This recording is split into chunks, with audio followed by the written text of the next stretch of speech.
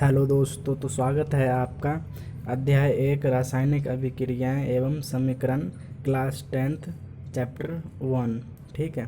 इसमें हम क्या पढ़ने वाले हैं? इसमें हम पढ़ने वाले रासायनिक अभिक्रियाएं क्या होती है और उसमें जो समीकरण बनते हैं वो कैसे बनते हैं और किस प्रकार से हम समीकरण की जो अभिक्रियाएं होती है वो लिख सकते हैं और जो रासायनिक अभिक्रिया होती है वो क्या होती है और भौतिक अभिक्रिया वो क्या होती है, हम किसी समीकरण को कैसे संतुलित कर सकते हैं और भी कई चीज़ों के इन बारे में हम पढ़ने वाले हैं।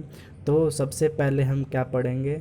सबसे पहले हम पढ़ेंगे कि रासायनिक समीकरण होता क्या है, रासायनिक अभिक्रिया होती क्या है। तो हम क्या करेंगे, जो हमारी एनसीईआरटी की बुक है उसी के अकॉर्डिंग हम पढ़ेंगे। तो हमारे सामने ये क्या है, हमारी एनसीईआरटी की बुक रखी हुई है। इसमें हम सबसे पहले देख लेते हैं कि आखिर रासायनिक होती क्या है, रासायनिक अभिक्रियाएं जो होती है समीकरण फिर भौतिक अभिक्रियाएं होती है वो आखिर होती क्या है। तो हमारे जो आसपास जितनी भी चीज़ें हैं वो क्या है, सारी की सारी जो चीज़ें हैं वो क्या है, विज्ञान के कुछ नियमों पर आधारित है। ये हर एक छोटी से छोटी बड़ी से बड़ी चीज़ वो क्या है, विज्ञान के नियमों पर ही आधारित है।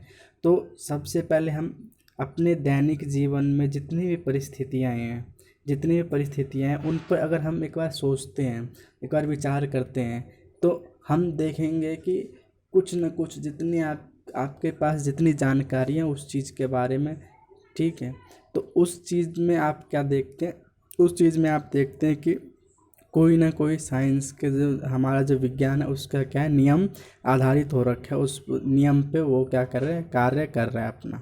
ठीक है। तो जैसे कि कुछ यहाँ पे एक उदाहरण दिया गया है, उसमें हम देख लेते हैं। तो सबसे पहला जो है वो क्या है, गर्मियों में कमरे के ताप पर दूध को खुला छोड़ दिया जाता है। जो गर्मी होती है, जब गर्मी का समय होता है उस टाइम पे हम क्या करते हैं, गर्मी के समय में जब दूध को क्या करते हैं, कमरे के ताप पर, कमरे का ताप क्या होता है 27 डिग्री सेल्सियस से ज़्यादा अधिक होता है, तो उस ताप पर हम क्या कर देते हैं, दूध को जब खुला छोड़ देते हैं तब क्या होता है वो फट जाता है। ठीक है। दूसरा हमारा क्या हो गया, लोहे का तवा होता है, तसला होता है, कील होता है, उसको जब आर्द्र वायुमंडल क्या होता है, आर्द्र वायुमंडल मतलब जो हमारा वायुमंडल है उसमें कुछ जो पानी के कण होते हैं उसमें क्या होते हैं, हमारा जो वायुमंडल है उसमें क्या होता है, विद्यमान होता है। किस फॉर्म में? वो गैस के फॉर्म में ही होता है विद्यमान। ठीक है। तो वो क्या करता है, वो जो हमारी जो वायुमंडल है उसमें जो हवाएं होते हैं उसके साथ क्या हो जाता है, वो मिल जाता है। ठीक है। तो वो क्या हो जाता है, हमारा आर्द्र होता है। और ये क्या होता है, आर्द्र वायुमंडल मतलब जो हमारे जो पानी के कण है वो हमारा जो हवा है उसमें क्या हो रखा है, मिल रखा है। तो उसे हम क्या कहते हैं, आर्द्र वायुमंडल में जब हम जो लोहा हो गया, तांबा हो गया, तसला हो गया या फिर कोई भी चीज़ होगी जो लोहे से बनी हुई, वो क्या हो जाता है, उसको खुला छोड़ देते हैं तब क्या होता है। ठीक है। जैसे कि हमारा जो है क्या हो गया, कोई सा भी लोहा का सामान हो गया, उसको अगर आप वैसे खुला छोड़ देंगे, चाहे वो बारिश का समय हो या चाहे वो वैसा हो, अगर बारिश के समय में आप उस चीज़ को छत पे रखते हैं या फिर बाहर कहीं पे भी रखते हैं तो वो क्या हो जाता है, बहुत जल्दी जंग लग जाता है उसमें। ठीक है। या फिर वैसे समय में रखते हैं तो धीरे धीरे थोड़ा लगता है, लेकिन बारिश के समय में क्या हो जाता है, बहुत तेज जंग लगता है। तो वो क्या हो जाता है, हमारा एक परिवर्तन हो जाता है। अंगूर का किण्वन हो जाना, अंगूर का किण्वन का मतलब क्या होता है, सिकुड़ जाना, सूख जाना। ठीक है। क्या हो जाना, सूख जाना। तो अंगूर क्या हो जाता है, जब सूख जाता है तब क्या होता है, ये सब क्या है, हमारे जो क्या है, कंडीशन दे रखे हैं, सिचुएशन दे रखा है कि जब भोजन को पकाया जाता है, जैसे हमारा क्या होगा, दाल हो गया या फिर चावल हो गया, जो कच्चा चावल होता है उसमें हम जब पानी डालते हैं और जब हम पकाते हैं तब क्या होता है, तो कुछ वहाँ पे परिवर्तन आती है। तो वो क्या होता है, उसमें क्या होता है, हमारा जो शरीर है वो भोजन पचाता है, जब भोजन पचाता है तब क्या होता है। ठीक है। जब हमारा शरीर भोजन पचाता है तो वहाँ पर कौन सी अभिक्रियाएँ होती है। ठीक है। हम सांस जब लेते हैं तभी भी कोई ना कोई अभिक्रिया हो रही होती है। तो उस वक्त कौन सी अभिक्रिया होती है? तो ये सारी जो अभिक्रियाएं हमें दे रखी हैं, ये सारी अभिक्रियाएं किस चीज़ के बारे में बता रखी है? ये सारी अभिक्रिया हमें रासायनिक अभिक्रिया का 12 एग्जाम्पल दे रखे हैं कि इन सभी अभिक्रियाओं में क्या होता है, हमारा रासायनिक अभिक्रियाएं होती है। अब इन सभी परिस्थिति में प्रारंभिक वस्तु की प्राकृतिक तथा पहचान कुछ न कुछ बदल जाती है। पदार्थ के भौतिक तथा रासायनिक परिवर्तनों के बारे में हम पहली कक्षाओं में पढ़ चुके हैं। पदार्थ का जो है क्या होता है, जब भौतिक परिवर्तन होता है और रासायनिक परिवर्तन, उस चीज़ को हम क्या कर सकें, 9वीं कक्षा में पढ़ चुके हैं। जब कोई रासायनिक परिवर्तन होता है तो हम कह सकते हैं एक रासायनिक अभिक्रिया हुई। यानी कि कहने का मतलब ये है कि अगर रासायनिक परिवर्तन हुआ तो इसका मतलब ये है कि उसमें कुछ न कुछ अभिक्रियाएं जरूर हुई है। ठीक है। आप शायद ये सोच रहे होंगे कि रासायनिक अभिक्रिया का वास्तविक अर्थ क्या है, हम कैसे जान सकते हैं कि रासायनिक अभिक्रिया हुई है या नहीं हुई है। हम कैसे जानेंगे कि कोई वस्तु अगर रखी हुई है, ठीक है, तो उस वस्तु में रासायनिक अभिक्रिया हो रही है या फिर नहीं हो रही है, ये हम कैसे पता करेंगे? तो सबसे पहले क्या होता है हमारा, तो इसमें क्या कर रखा है, हमारा एक क्रियाकलाप दे रखा है। ठीक है। सबसे पहले हम क्या करेंगे, रासायनिक अभिक्रिया होती क्या है, रासायनिक क्या होता है, रासायनिक अभिक्रियाएं क्या होती हैं? तो रासायनिक अभिक्रियाएं ऐसी अभिक्रियाएं जब 2 या 2 से अधिक अभिकारक को, जब क्या करा जाता है, 2 या 2 से अभिकारक को क्या करा जाता है, अभिक्रिया कराई जाती है। तो उससे जो निकला उत्पाद होता है उसमें से क्या करते हैं, एक उत्पाद निकलता है, उत्पादक, जिसे हम क्या कहते हैं, उत्पादक। तो ऐसी अभिक्रियाएं जिसमें 2 या 2 से तत्व, 2 या 2 से अधिक तत्वों की अभिक्रियाएं कराई जाती है, तो उसे हम क्या कहते हैं, रासायनिक अभिक्रियाएं कहते हैं। ठीक है। ऐसी अभिक्रियाएं जिसमें 2 या 2 से अधिक जो अभिकारक होता है या फिर तत्व कह सकते हैं, 2 या 2 से अधिक तत्वों की अभिक्रियाओं को हम रासायनिक अभिक्रियाएं कहते हैं, जिसमें अभिकारक की जो अभिक्रिया होती है उसका जो अभिकारक का जो गुण होता है और उत्पादक का जो गुण होता है वो क्या होता है, रासायनिक अभिक्रिया में अभिकारक का गुण और उत्पादक का गुण क्या होता है, अलग अलग होता है। ठीक है। लेकिन भौतिक अभिक्रियाओं में क्या होता है, भौतिक अभिक्रियाओं में जो अभिकारक का गुण है और जो हमारा उत्पादक का गुण है वो दोनों क्या होगा, समान हो सकते हैं, वो दोनों क्या हो सकते हैं, समान हो सकते हैं। लेकिन रासायनिक अभिक्रिया में अभिकारक का गुण उत्पादक के गुण से अलग होगा। क्या होगा, अलग होगा। चलिए इस चीज़ के बारे में हम देख लिए। अब हम देखते हैं क्रियाकलाप 1.1। क्रियाकलाप 1.1 में क्या दे रखा है, 3 से 4 सेंटीमीटर लंबे मैग्नीशियम रिबन को रैगमाल से रगड़कर साफ कर लीजिए। आपको क्या करना है, 3 से 4 सेंटीमीटर या फिर उससे ज़्यादा, आपको जितना मन करे उतना ज़्यादा क्या कर लीजिए, एक मैग्नीशियम का रिबन ले लीजिए, उसको क्या कर लीजिए, रैगमाल से रगड़कर साफ़ कर लीजिए। रैगमाल से आप साफ़ कर लेंगे। इससे चिमटे पर, इसे क्या करेंगे, चिमटे से पकड़कर स्प्रिट लैंप या फिर बर्नर पर क्या कर देंगे, हम इनका दहन कर देंगे।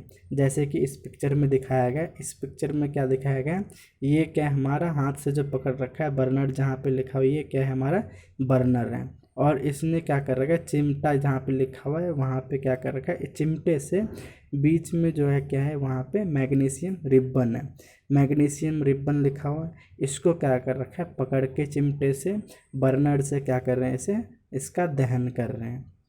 और इसका जब दहन करते हैं तो इसका जो राख निकलता है वो क्या होता है, हमारा वॉच गिलास, यहाँ पर जो वाइट कलर का वॉच गिलास दे रखा है वो क्या है हमारा वॉच गिलास, जिसमें क्या है हमारा जो रिबन का जो राख है वो क्या आ रहा है इस वॉच गिलास में। जब इसका राख क्या हुआ, जब जो मैग्नीशियम रिबन को हमने क्या करा बर्नर पे जलाया तो इसका जो राख निकला वो कहाँ पे, वॉच गिलास में, किस रूप में, ये क्या एक, जब हम आँखों से देखेंगे तो इसे हम कहेंगे कि ये हमारा जो है वो राख के रूप में निकला। जब हम इसे हम क्या करेंगे साइंस के रूप में कहेंगे तो इसका जो नाम होगा वो क्या होगा, मैग्नीशियम ऑक्साइड होगा। मैग्नीशियम रिबन को जब हम वायु के दहन, वायु में जब हम दहन करते हैं मैग्नीशियम रिबन को तो ये क्या करता है, वायु से अभिक्रिया करके मैग्नीशियम ऑक्साइड बनाता है। तो जब इसमें क्या हो गया, जो मैग्नीशियम और वायु जो हो गया हमारा वो क्या हो गया, हमारा अभिकारक हो गया, ठीक है। और जो हमारा ऊर्जा इसमें जो कुछ लगा वो क्या हो गया, हमारा ऊर्जा एक क्या हो गया, उत्प्रेरक हो गया, यानी कि वो क्या करता है, मदद करता है किसी भी अभिक्रिया को करने में, उत्प्रेरक क्या करता है, सहायता करता है। तो और उसमें जो हमारा उत्पादक निकला, यानी कि अभिक्रिया करने के बाद जो हमारा उत्पादक निकला, जो हमारा रिजल्ट निकला वो क्या हुआ, और मैग्नीशियम ऑक्साइड। यानी कि हमने जब मैग्नीशियम रिबन को वायु में जलाया तो वायु की उपस्थिति में हमने जब उसे जलाया तो हमारा जो रिजल्ट निकला वो क्या निकला, मैग्नीशियम ऑक्साइड। यानी कि यहाँ पे क्या हो रहा है, यहाँ पे हम साफ साफ जो देख सकते हैं वो क्या हो रहा है, यहाँ पे एक रासायनिक अभिक्रियाएं हो रही है। यहाँ पे क्या हो रही है, रासायनिक अभिक्रिया है। तो इस क्रियाकलाप से हमने क्या सीखा, आगे देखेंगे कि इस क्रियाकलाप से हमने क्या सीखा। आप देख सकते हैं कि चम्मच जो चमकदार श्वेत लोह के साथ जो मैग्नीशियम रिबन का दहन होता है, जब हम मैग्नीशियम रिबन को जब हम जलाते हैं तो क्या होता है, वहाँ पे जो जब जलते टाइम हमारा जो यहाँ पे क्या है, यहाँ पे जब जल रहा है इस टाइम पे तो यहाँ पे क्या होता है, एक श्वेत जो है सफ़ेद रंग का क्या होता है, एक चमकदार लो निकलता है जलते समय, श्वेत कलर का, सफ़ेद कलर का एक चमकदार क्या निकलता है, लो निकलता है। और उसके साथ क्या होता है, रिबन का दहन होता है, ठीक है। और यह श्वेत चूर्ण में परिवर्तित हो जाता है, यानी कि जो हमारा जो राख होता है वो क्या हो जाता है, चूर्ण यानी कि पाउडर टाइप में हमारा क्या हो जाता है, परिवर्तित हो जाता है सफ़ेद कलर का। और यह मैग्नीशियम ऑक्साइड का चूर्ण होता है, यानी कि ये जो हमारा जो पाउडर होता है जलने के बाद जो हमारा राख जो मिलता है, जैसे हमने किस में लिया था, वॉच गिलास में लिया था, वो क्या होता है, हमारा मैग्नीशियम ऑक्साइड के रूप में आ जाता है। वायु में उपस्थित ऑक्सीजन तथा मैग्नीशियम के बीच होने वाली अभिक्रिया के कारण यह बनता है। यानी कि इस अभिक्रिया से हमें क्या पता चला कि जब हम मैग्नीशियम की जो अभिक्रिया करवाते हैं वायु के साथ, इन प्रेजेंस ऑफ किसकी, आग की यानी कि वायु की उपस्थिति में जब हम मैग्नीशियम रिबन को जलाते हैं, ठीक है, ऑक्सीजन की उपस्थिति में जब हम मैग्नीशियम रिबन को जलाते हैं तो उसमें से जो हमारा जो पाउडर टाइप का मैग्नीशियम ऑक्साइड निकलता है उसे हमारा जो मैग्नीशियम ऑक्साइड टाइप का जो हमारा चूर्ण निकलता है वो क्या होता है, हमारा उत्पादक। तो इससे हमें क्या पता चलता है कि यहाँ पे क्या हो रहा है, रासायनिक अभिक्रियाएं हो रही है, ठीक है। इससे क्या हमें पता चल रहा है कि यहाँ पे रासायनिक अभिक्रियाएं हो रही है। इसी प्रकार से हमारा क्या है, क्रियाकलाप 1.2 है, जिसमें क्या है, नाइट्रेट का घोल दे रखा है और इसमें पोटासियम का घोल दे रखा है, पोटासियम ऑक्साइड आयोडाइड दे रखा है। इसके बीच भी अभिक्रिया कराएं तो फिर क्या रिजल्ट आया वो आपको पता करना है। क्रियाकलाप 1.3, इसमें जो हमारा जो है अभिक्रियाएं हुई हैं वो उसमें जैसे तापमान में परिवर्तन हुआ है तो उसमें क्या क्या अभिक्रियाएं हुई हैं तो वो आपको पता करना है। अब इन सारी अभिक्रियाओं से हमें क्या पता चलता है, ऊपर दिए गए तीनों क्रियाकलाप यानी कि एक मैंने बता दिया, दो आपको पता करनी है। अब इन तीनों क्रियाकलापों के आधार पर आप ये कह सकते हैं कि हम जब रासायनिक अभिक्रिया होती है, ठीक है, जब रासायनिक अभिक्रियाएं होती है तो हम पता कैसे चलेगा कि इस चीज़ में रासायनिक अभिक्रियाएं हो रही हैं। तो सबसे पहली बात है जो हमने क्रियाकलाप 1 में करा था, उसमें क्या हुआ था, अवस्था में परिवर्तन।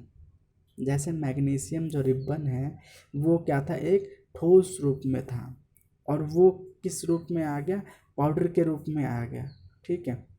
जैसे एक बर्फ़ है, ठीक है, बर्फ़ क्या हो जाता है, जब क्या हो जाता है, अवस्था में परिवर्तन हो जाता है, ठीक है। जैसे कोई ठोस जब क्या हो जाता है, द्रव्य में या फिर वायु में वो क्या हो जाता है, बदल जाता है या फिर परिवर्तित हो जाता है, तो हम क्या कहते हैं, अवस्था में परिवर्तन, ठीक है। तो जब कब कब हम कह सकते हैं कि इस चीज़ में रासायनिक अभिक्रिया हुई है, तो सबसे पहली बात अवस्था में परिवर्तन होना चाहिए। दूसरी बात रंग में परिवर्तन होना चाहिए, नीला है तो लाल, लाल है तो हरा, हरा है तो पीला, ऐसे क्या क्या होना चाहिए, रंग में परिवर्तन होना चाहिए। तीसरी बात गैस का निकास होना चाहिए, उसमें से या तो गैस कोई ना कोई गैस जरूर उत्सर्जित होगी, ठीक है। और चौथी जो बात वो क्या है, तापमान में परिवर्तन, यानी कि जब भी रासायनिक अभिक्रियाएं होंगी तो तापमान में परिवर्तन जरूर होगा, ठीक है। अगर ये सारी चीज़ें हो रही हैं तो हम कह सकते हैं कि इस पदार्थ या इस तत्व में क्या हो रहा है, हमारा रासायनिक परिवर्तन हो रहा है, या फिर यहाँ पे हमारा रासायनिक परिवर्तन हो रहा है, ठीक है। यदि हम अपने आसपास हो रहे परिवर्तनों को देखेंगे तो हम पाएंगे कि हमारे चारों ओर विविध प्रकार की रासायनिक अभिक्रियाएं हो रही हैं। इस अध्याय में हम विभिन्न प्रकार की रासायनिक अभिक्रिया और उनके प्रतीकात्मक निरूपण का अध्ययन करेंगे, ठीक है। उस चीज़ को हम कैसे निरूपित करते हैं, जैसे हाइड्रोजन है हमारा, फॉर एग्जांपल हाइड्रोजन है हमारा, उसको हम कैसे निरूपण करते हैं, उसको हम H से निरूपित करते हैं, ठीक है, H से डिनोट करते हैं। हमारा जो हीलियम है उसे हम क्या करते हैं, He से डिनोट करते हैं। कार्बन है उसे हम C से डिनोट करते हैं। तो वो हमारा क्या हो गया, निरूपण हो गया, वो हमारा क्या हो गया, निरूपण हो गया, ठीक है। अब हम देखेंगे कि रासायनिक समीकरण, अब हमारा जो नेक्स्ट जो टॉपिक है वो हमारा क्या हो जाएगा, रासायनिक समीकरण के बारे में। रासायनिक समीकरण कैसे लिखते हैं, सबसे पहली बात, रासायनिक समीकरण जब क्रियाकलाप 1 में हमने क्या देखा था, जब ऑक्सीजन की उपस्थिति में मैग्नीशियम रिबन का दहन होता है तो मैग्नीशियम ऑक्साइड में परिवर्तित हो जाता है।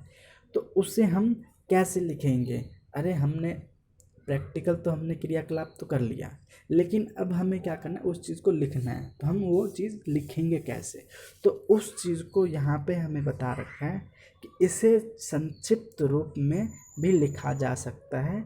इसे शब्द समीकरण के रूप में लिखना सबसे सरलतम विधि है, यानी कि हमें क्या करना है, इसे थ्योरी में, मतलब कि हमें क्या करना है, थ्योरेटिकल लिखना है, हमें क्या करना है, एक कागज़ पे इसे उतारना है। तो हम कैसे उतारेंगे, तो सबसे पहले हमें क्या करना है, जिस चीज़ को हमने लिया है उस चीज़ का साइंटिफिक नेम लिखना है। जैसे यहाँ पे हमने रिबन लिया था तो हम क्या लिखेंगे, रिबन नहीं लिखेंगे, हम क्या लिखेंगे, उस पदार्थ का नाम लिखेंगे, उस तत्व का नाम लिखेंगे।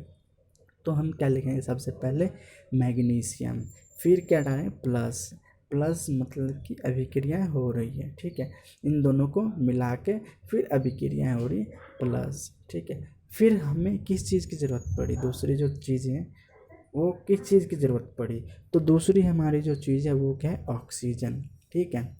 अब यहाँ पे फिर जो एरो आता है इसमें, इस पे इसके ऊपर क्या आता है, हमारा उत्प्रेरक आता है, यानी कि जिसकी सहायता से हमने ये कार्य किया। तो यहाँ पे हमने किसकी सहायता से कार्य किया, तापमान या फिर उष्मा की सहायता से हमने क्या करा, एक मैग्नीशियम रिबन को जलाया ऑक्सीजन की सहायता से और उसे मैग्नीशियम ऑक्साइड में परिवर्तन किया। ठीक है, तो यहाँ पे दिया नहीं है लेकिन मैं आपको क्या करता हूँ नॉलेज के लिए बता देता हूँ। ठीक है, तो ये क्या हो गया हमारा, यहाँ पे जो लिखा हुआ magnesium plus oxide oxygen, magnesium plus oxygen arrow, फिर हम क्या लिखेंगे उत्पादक जो हमारा है, जैसे कि यहाँ पे दिया हुआ है मैग्नीशियम ऑक्साइड। तो ये हमारा क्या होगा, एक रासायनिक समीकरण को लिखने का तरीका हो गया। ठीक है, तो अब यहाँ पे हम क्या करेंगे, ऐसे पदार्थ यानी कि जिस अभिक्रिया 1.1 में मैग्नीशियम तथा ऑक्सीजन ऐसे पदार्थ हैं जिनमें रासायनिक परिवर्तन होता है, इन्हें अभिकारक कहते हैं। यानी कि जो मैग्नीशियम और ऑक्सीजन है वो क्या हो गया, हमारा अभिकारक हो गया।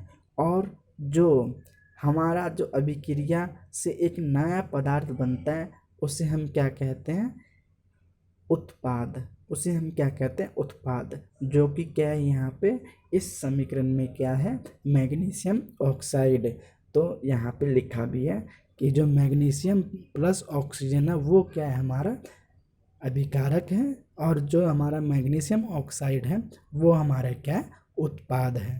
तो एरो के दाएं तरफ हमारा क्या हो जाता है, उत्पाद, और एरो के बाएं तरफ हमारा क्या हो जाता है, अभिकारक। तो आज के लिए इतना ही, अब मिलते हैं नेक्स्ट वीडियो में इससे अगले टॉपिक के बारे में, उसमें हम और भी अच्छी तरह से समझेंगे। ठीक है।